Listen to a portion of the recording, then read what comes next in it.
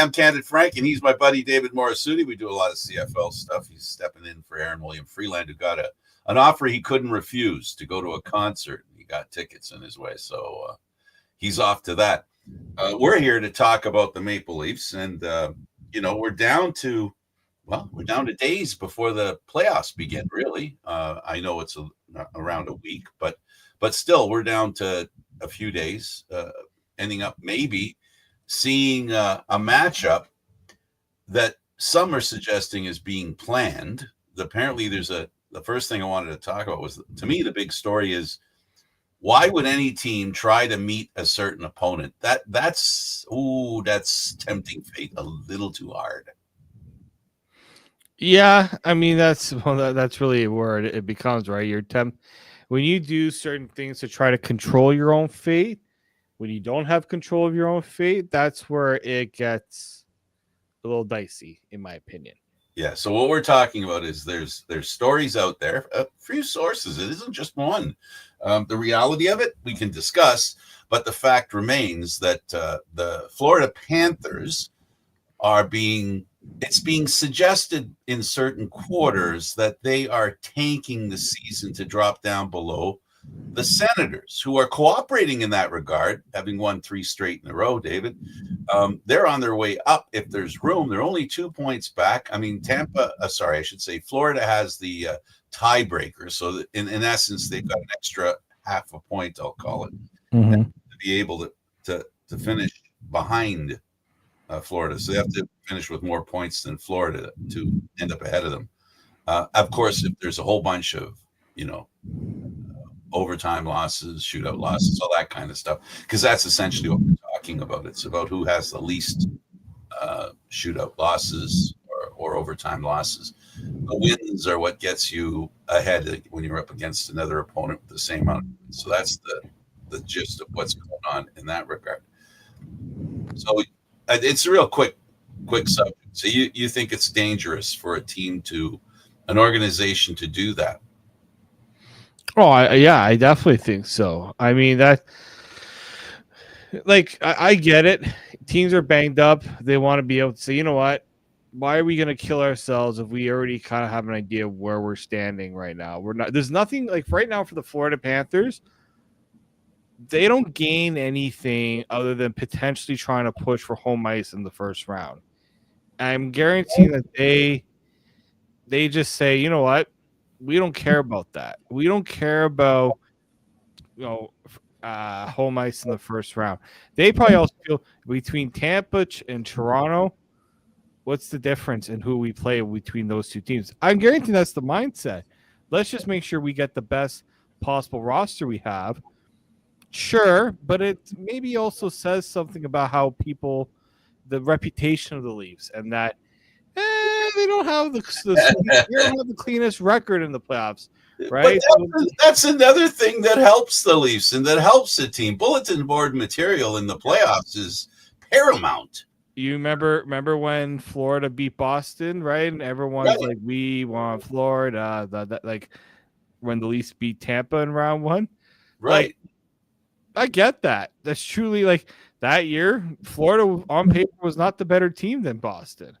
But they got hot at the right time. So maybe they feel like they feel like let's not hit our stride too early. There's a little bit of that as well. And you know what? They've got their leadership structure is taking a hit. I mean, you look at the players that are sitting out, starting with their alternate captain. And I don't know if the captain's back yet. That's a lot of leadership that's been drained out of Florida, and a lot of the edge that, the leading, if you want the tip of the spear, is obviously, we know who it is for them. So in actuality, this may not be them trying to lose. It's just their inability to win against teams that are hungrier than they are, because Montreal and Ottawa are 2 teams that are very hungry. They see the playoffs in the distance. They were being hunted down by teams beneath them. And now, because of this great run by both those teams, David, they pretty much clinched a playoff spot in a matter of the past few games. Yeah, I mean, that's right. at this rate, the East, the four. If you look at Toronto, Tampa, Florida, and Ottawa, they all got a spot locked in. Oh yeah, It may not be officially official, but the only spot available in the playoffs is that second wild card spot. Right. So it's for Ottawa, you're like, do we want to play Toronto round one? Do we want to play Tampa round one?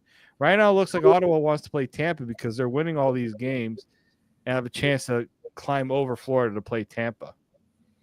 Right. So, but Ottawa's also just like, we want to put ourselves in the best position to get the more potentially the more favorable matchup too. They're doing the opposite of what the Panthers are doing right now. I think it's even simpler than that. I think teams want to go into the playoffs playing well, and nothing says you're playing well better than winning. And which is why if the inverse of that is when you're losing going into the playoffs, that's sketchy stuff. I know there have been exceptions that make the rule. There are teams who have in history flipped a switch and boom, they're going like crazy. But David, those are few and far between that can do that. Sports is a very emotional game, and it's also basically a lot of memory, muscle memory, mental memory, all these things that you have to build up and through time takes, just like one of the things that's great about the Leafs losing a defenseman is they get to bring up Philip Myers, who hasn't played in months, it seems, and who they will depend on in the playoffs, because there's one thing about the playoffs. 6 defensemen isn't what you're going to be, what you're going to get away with. You're going to go to 8, and we've seen even in the past seasons, some teams, even ones that win the Stanley Cup, have gone to 8 and 10 different defensemen. Yeah, they always say you need 8, 9 defensemen to go out and win a cup, right? You can't just say, "Oh, our 6 have to be good." Yeah, that's true. Your top 6 have to be your top 6. Injuries, guys maybe fall off and play a little bit. You got to have a little bit of depth to rely on, and like the Leafs hadn't really had that, right? Like I look at years ago when Jake Muzzin went down. Yeah, it was over. It's tough to replace a Jake Muzzin, but it's also one of those things where it's like you just got to get a guy who can do enough, a few guys to just give a little bit more, right? And so I think when you look at teams that go deep in a cup run, they can bring guys in and out based on what's needed. And the simple fact of it is, you need a defenseman that can play in the NHL on the sidelines, that can come in and play in the National Hockey League. It's not just numbers; it's the quality of the players as well. And I think the most important thing is you have a system that's plug and play friendly. If you've got let's just say Montreal, they lose Hudson, who they replace him with, right? That's difficult. But if one of their 2 or 3 or 4th defensemen go, they'll be able to replace him, I think, rather easily. So the one thing the Leafs don't have, and it doesn't matter, other than 2 defensemen, because even if Riley goes, it's not like they're losing a defenseman that does the kind of work that none of them can do. And outside of, obviously, Berube relies on his favorite number 8 there, his favorite defenseman. But that's something that the other defenseman can help with a little bit. The same thing, they lost a defenseman, and now that defenseman is being replaced by Philip Myers. And he didn't look out of place. They look pretty good. I know Columbus is not a playoff team right now, and they're trying to get in. But I do know also they've been a team that's given Toronto fits. So, it's not like it was an opponent that they had no concern with. They handled them pretty well. Well, and that's it, right? Like you have to take into account the matchups that they're playing, how many minutes how many people are playing each game, right? The competition. Columbus was not very good in that game. That was Like that was a bit of, I don't like to say it. It's maybe seems a little disrespectful, but that was a cakewalk for the Leafs. Just Columbus couldn't really do much. The Leafs weren't giving them much. I'll credit the Leafs. They didn't offer much for them to for Columbus to take. And look, like Philip Myers played some decent minutes in this game, right? Played about 16 minutes for a number 6 defenseman coming in. That is some pretty good minutes for him. And I always said, like, Philip Myers, my only issue with him, he's a big body. He likes to play that way, but sometimes he likes to shoot the puck more than he needs to. He's a bit of a hogger. He'll shoot, high volume of shots, and they don't do anything, or not enough. So I think it's good that he's able to come in and have an impact. I want to see these next 2 games where you have Florida and you have Tampa, and you don't have, and teams are going to go after that pairing. I want to see how it holds up.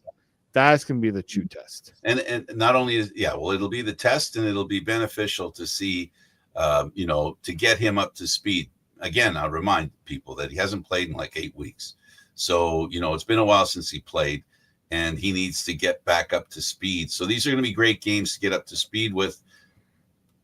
As much as you might want to hear that Florida is tanking, which I don't think they are, they're going to play well. Even if they were tanking, I believe this about hockey players. They're very proud people. They're very proud. And if word gets out and they start hearing that, oh, are you guys not trying? You guys don't want to win? What's going on? It'll just that's bulletin board material, not necessarily in the middle of the locker room or dressing room. But that's bulletin board material right in the middle between their eyes, because hockey players have a lot of pride, and they're going to play with a lot of pride. And that's what Philip Myers is going to be up against, players that are going to prove they're not, trying to lose. And I just can't believe that that's the case. It's too late in the season to be playing those kinds of games. Yeah, no, it is. And, this is also the time of the year where you need to see which guys can handle, an uptick and roll, right? Who's able to handle those things. And, there's guys who are fighting for, like, on the Leafs, there aren't many jobs available. There are maybe a couple, and you have to have some sort of you have to show the coaching staff that if you're going to be in the lineup, you're not going to be a negative. You're not always going to be a positive, but you're not going to do something that's going to hurt the team. Like Nick Robertson, when he was in the lineup, he was taking a lot of penalties, and there was a reason why he was taken out, not just because he wasn't scoring. He was taking penalties, and that was putting his team behind, right? Bad penalties at bad times and things like that. So it's just like, you know what? You needed to sit him just to A, calm him down, and B, make him understand that if you want to play in the lineup, you need to do things a certain way. Right. I think he did that. And look what he did when he came back. 2 goals. Yeah, and right? what he was doing before was he was doing the right thing the wrong way, which led to penalties, right? I know it sounds like a negative and a positive, but it is what it is. He's trying so hard. He's making mistakes that put him in the penalty box, and the team doesn't want that. They need him to stay within his game, and his game is playing defensively, because under Berube, you got to be defensively minded, but you can't cheat. You've got to do the work. You've got to do what's required and do it in a way that doesn't get you penalized. And, he can do that, but I guess, the thing about the Leaf lineup, and this is something that's different than has been in years past, at least I think it is different. Maybe I'll ask you. It seems to me that depending on how a player is playing, the difference between, let's say, we'll call them not the bottom 6, but the what do they call them? Not the green shirts, but those guys that skate after the team leaves the ice, the 5 or 6 guys. Among those 5 or 6 guys this year, guys that aren't in the lineup, let's say half dozen guys, right?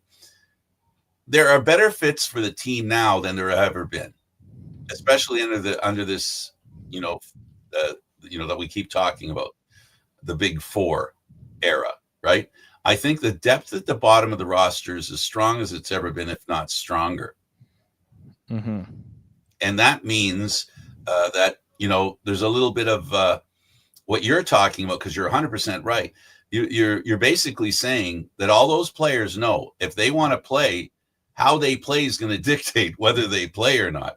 There's no free pass to the bottom six, in my opinion. We've seen it change. And sometimes the definition of change has been, oh, that's a surprising move. He's done that finally. Okay, it's about time he did something like that. We've seen a few surprises in the top six, but not like in the bottom six. And the good news is that the more those bottom six players have a different identities and they play with each other, the better it'll be in the playoffs when, let's say, they get switched up. It's not the first time they're playing with each other. They understand the system. They know what it takes, and it's a very simple system. It doesn't rely on talent as much as it does in hard work and execution. Well, that's it, right? And you're right that this year, that's probably been the biggest change under Craig Berube is accountability in the bottom six, where if players aren't playing a certain way and they're not playing the way the coach wants it, he is going to bump their minutes down. He is going to take them out of the lineup. And I think that's a good thing. That's something that, back then it was like, oh, this is all we have to offer, right? This is all we have for a bottom six. It was almost like you hope your top line wins its minutes. Otherwise, your bottom six is going to be at a big of a. It's not as there's a major drop off, and so I think that's where the big change has been for this Leafs team is that the bottom six has a little bit more of an identity. It's taken a little while for it to get there, maybe more than people would have wanted. But I think it was necessary to do this because, in a way, it was you didn't have this before. You needed these bottom six guys to realize, all right, we needed to up our, we need a little more of a push. Nothing speaks to that fact more. Oh, sorry, David. No, you're right. Nothing speaks to that more than the sitting of David Kampf. He's a guy that this team paid a little extra money. Mm-hmm. In the context of a bottom six player, he's high paid. He's a high paid bottom six player on the Toronto Maple Leafs. And they sat him. And, and they think highly of him. And yet he sat. And nothing sends a message to the whole bunch of them then nobody in the bottom six is safe. So if you want in, you know what you got to do. They know what they have to do. And you know what? In the adventure that is the playoffs and winning 16 games, it takes extra players. We talked about the defense, and it's also very, very true with the offense. And by that I mean the forwards. It's a lot of work, and there's a lot of injuries that are going to happen. It's a very long run to get to May, almost June. It's going to be a long road, and they need the depth that they have. They need the system that allows for the depth to be interchangeable as well. This is why I'm all for Berube. That's the quality I like the most about him, is that his players are forced to play so similarly that they become more interchangeable. I think that's a good thing, especially in the playoffs, because they've got guys.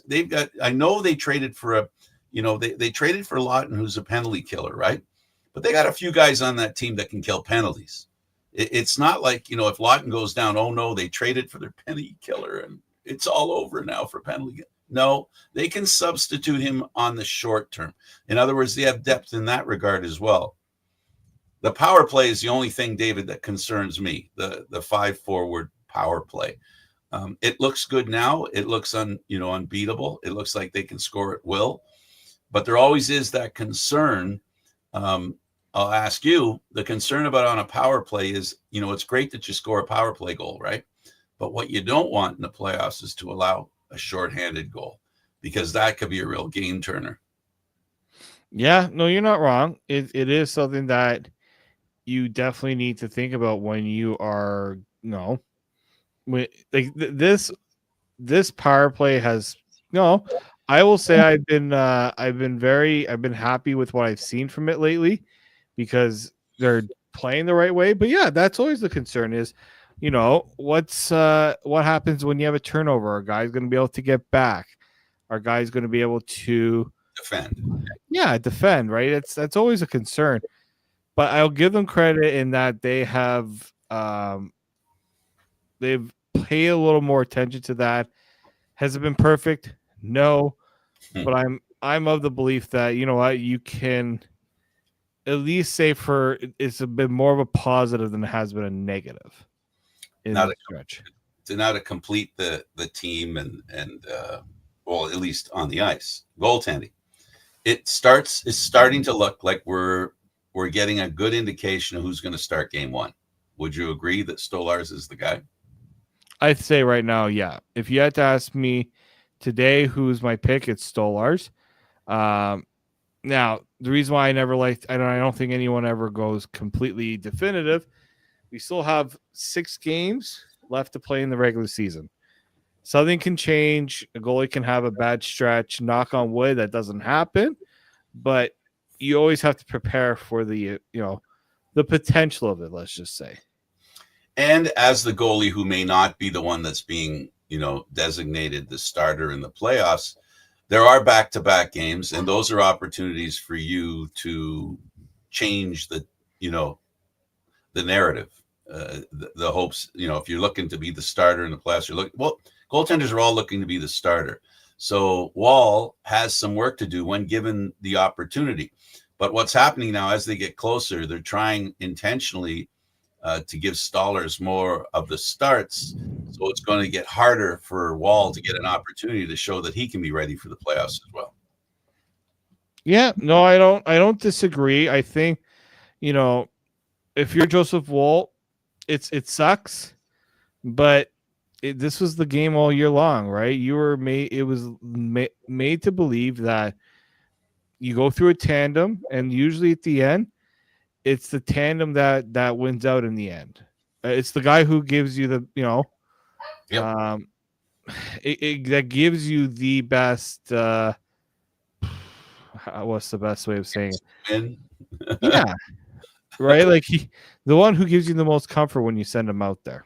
Yeah, and here's the thing. The season started before the puck was dropped for the first game of the year. Projections by virtue of contracts signed were that Wall was the number one goalie and he had it to lose. Stolarz came in and he Stolarzed the net quite a few times. And he had a little bit of a run where he wasn't so good. But I think the important thing is that the Leafs have this year is they have goaltenders that won't lose the game for you. And if they do, it'll be not just because of them. Yeah, no, I don't disagree. More than any previous year. Let me qualify that statement. Sorry, I should have qualified it. No, I don't. I think past years I don't have this nervousness that the goaltender's is going to give up a bad goal because he can't handle the pressure. Right. Samsung, we know he had kind of that mental block he needed to get over. At times he was able to, and at times he wasn't able to. So that's why I have a little more comfort in a Joseph Woll, even like a Stolarz and a Joseph Woll to be able to get the job done. We know that both those goaltenders have the ability to bounce back. I think that's what you're referring to, and I think I agree with you. That's 100% true. The one thing they do is they have the ability, to treat water off a duck's back, where they can get back in the goal and play well. Their maturity by age is pretty good. Their maturity by physical experience in the National Hockey League is less. Mm-hmm. And I know some people were questioning because they don't have so much experience in goal in the National Hockey League that's a handicap. I kind of say there's a 50-50 proposition there. They're not as worn out as some goaltenders might be. No, because the way that's why you're seeing more teams go with the tandem option, because frankly, the days of goalies going 72 games, that's done. That is done. That's not happening anymore. I mean, I credit those goalies that were able to do it in the past, but the quality of goaltending you get when they don't play as many games, it's truly outstanding. Like right now, I'm just checking right now. I believe it's probably Connor Hellebuyck that leads the league in games played amongst goalies. I'm just going to double check that. Yeah. Sorry, Vasilevsky. Oh, Vasilevsky. Yeah. Vasilevsky has one extra. He has 59 games played. Connor Hellebuyck is at Vasilevsky's at 59. Hellebuyck's at 58. Sorokin's 57. Shesterkin's 57. And Montembeault's 56. Like, there's no goaltender. Okay, when it's all said and done, probably you'll have a couple of those guys go over 60, but Not far. it's not. Like there are teams that have a lot of those, but there are only very few of those goaltenders. Like if I'm looking at this list right now, Vasilevsky and Hellebuyck are the only two goaltenders with a save percentage above 920 among the goalies who have played more than 50 games. That is why it is so paramount for your goalie to have that rest time, but also that support of the second guy. Right? I don't think Anthony Stolarz would have been able to handle that type of workload. No. I don't think Joseph Woll. Maybe if you gave Joseph Woll more time, he is younger and but he doesn't have that experience on it. So why would you do it? If you don't have to, like a lot of those teams, the other reason why they're doing it is because they're paying those goaltenders so much as well. The Leafs are paying their goaltenders $3.3 million combined this year. You're getting a lot of mileage on the salary. They're getting a lot of bang for their buck on that one. That's for sure. And here's the other thing. We've talked about during the regular season, the playoffs are a little different, and here's why the playoffs are a little different. You don't travel as much as you do in the regular season. You don't play every day like you can in the regular season. So I'm not saying the playoffs are built for goaltenders. That's not what I'm trying to say. But what I am saying is that it isn't built against a goaltender playing every game. There's the gap all the time, and they go on the road for two games, not just one. So, and a lot of times people give traveling a tough thing for goaltenders. We've seen it. The game played by some teams, I think the Leafs even did it, where they send the goalie to the game that they're playing on the road before they even go there to give them a chance to get settled in and get ready for the game, dealing with time change or anything else like that, right? Altitude, all those wonderful reasons why, teams play differently in certain places. So that kind of consideration isn't a big deal in the playoffs. Now, the pressure level, that's through the roof. Yeah. And that essentially is the main thing that a goaltender has to deal with. I don't think travel and or playing games every other day. If you play 7 games back to back till you get to the Stanley Cup, okay, then it gets to be a little, but if you win a series early, you end up sitting for a week. We see that a lot as well too. So goaltenders playing every game in the playoffs is not an oddity.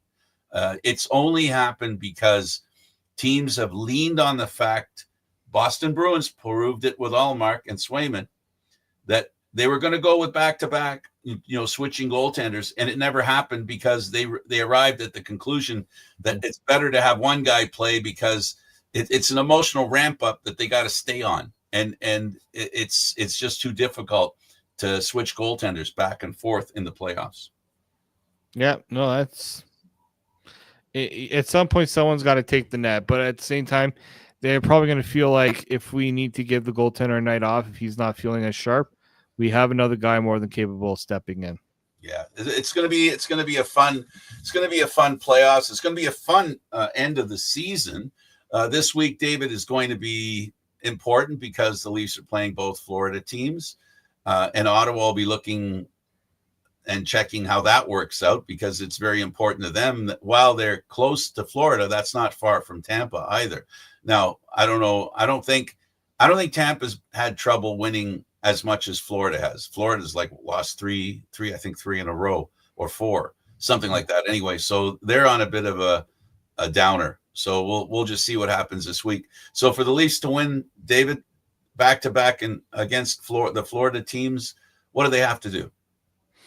They have to play responsible and be, put pressure on both the Lightning and the Panthers both have defenses that are not exactly at their full strength, at their best. So you got to put a lot of pressure on them. And you can't turn it into a trap game. In other words, convince yourself that team's undermanned and play like they're undermanned. One of the biggest problems every team has, the Leafs have had historically, and that is playing down to the level of another team. What they did against Columbus was the best sign that I saw, that they understood that it doesn't matter the level of the opposition. The only level that matters is the way they play. And the Leafs have to play the way they can and not look back and foot on the gas and play like the games matter. And they could come up winning both those games. No, exactly. Yeah. David, thanks for doing this. No problem, Frank. Thank you for having me. Locked On Maple Leafs, folks. You can Google it. You'll find it. David does that. Him and Mike, they do it 5 days a week. I really appreciate the dedication you have to doing your show. Appreciate it. David Morassutti, I'm Candid Frank. Thanks for watching, everybody. Really appreciate you being here, and we'll see you again next time. This has been Leaf Talk. We'll be back again on Wednesday.